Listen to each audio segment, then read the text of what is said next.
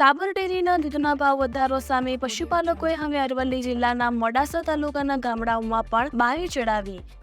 સાબર dairy દ્વારા પશુપાલકોની જીવનદોરી સમાન ગણાતા દૂધના ભાવના વધારા મળવાની આશા હોય છે, પરંતુ પશુપાલકોને ભાવ વધારો આપતી નથી, જેના કારણે પશુપાલકોને તેમના હડતાળ રૂપી શસ્ત્ર મૂકવાનો વારો આવ્યો છે. અને પશુપાલકો કહી રહ્યા છે કે સરકાર પાછળ ખોટા તાઇફા ખર્ચા કર્યા વગર જો ખરેખર આ પશુપાલકોને ભાવ વધારો મળે તો પશુપાલકોને આત્મહત્યા કરવાનો વારો ન આવે. મારું નામ હિંમતસિંહ પરમાર, મોડાસા તાલુકાના ગલસુંદરા ગામનો વતની છું.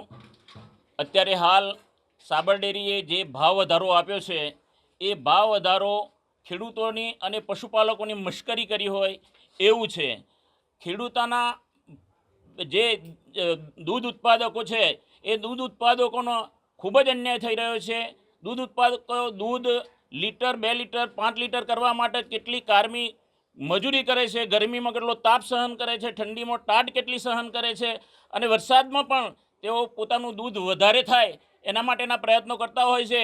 ત્યારે અત્યારે જે સત્તામાં બેઠેલા માણસો છે, જે સત્તામાં બેઠેલા ડિરેક્ટરો છે, એ તમામ લોકો આ ખેડૂતોનું અને પશુપાલકોનું ખૂબ જ શોષણ કરી રહ્યા છે.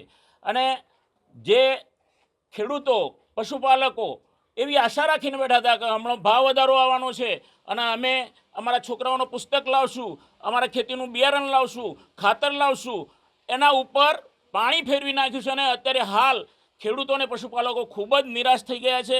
અને આ માટે જવાબદાર સરકાર પણ છે અને અત્યારે હાલ જે ડિરેક્ટરો જે બેઠા છે એ ડિરેક્ટરો જવાબદાર છે.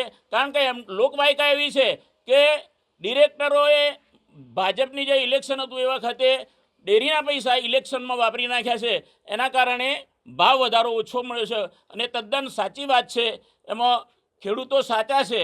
અને આ ભાવ વધારો બીજી સાબરકાંઠા કરતાં બનાસકાંઠા અને મહેસાણા ડેરીમાં આના કરતાં પણ 19% અને 20% ભાવ વધારો આપ્યો છે. એની સરખામણીમાં 5 થી 6% જ ભાવ વધારો સાબર ડેરીએ આપ્યો છે. એ ખરેખર ખૂબ જ ખોટું છે. અને આના બે ખેડૂતો વખોડી નાખીએ છીએ. આ જે વાત કરી છે એ તદ્દન સાચી વાત છે.